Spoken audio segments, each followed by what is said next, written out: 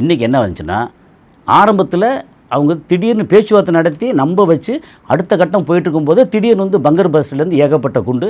அது அந்த டீட்டெயில் அப்புறம் ஒன்றா வந்தது எப்படின்னா, அமெரிக்கா அங்கேருந்து வந்து அவன் போட்ட குண்டு மட்டும் 900 குண்டு. அமெரிக்கா மட்டும் போட்ட குண்டு 900, இவன் ஒரு 1000. இப்போ 1900 குண்டுகள். இப்போ இது வரைக்கும் இவங்க மொத்தம் 3 வாட்டி அடிச்சிருக்காங்க. முதல் வாட்டி அடித்தது, அதுக்கப்புறம் மறுநாள், அப்புறம் தேர்ட் டே 4th டே அடித்தது.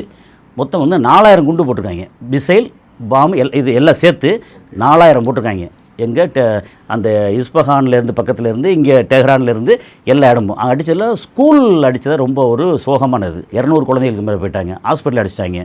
அப்புறம் இங்கே மயத்துல்லா கமேனி, அப்புறம் ஐஆர்ஜிசின்னு சொல்லுவாங்க இல்லையா, அந்த காட் கார்ப்ஸு, என்னது இஸ்லாமிக் ரெவல்யூஷனரி காட் கார்ப்ஸ்னு சொல்லி அவங்க தான் வந்து பாதுகாப்புத்துறை இந்த மாதிரி. அதில் ஒரு 8 பேர் பெருந்தலைகள் அவுட்டு, அப்புறம் 40 பேருக்கு மேலே முக்கியமான ஆட்கள் அவுட்டு.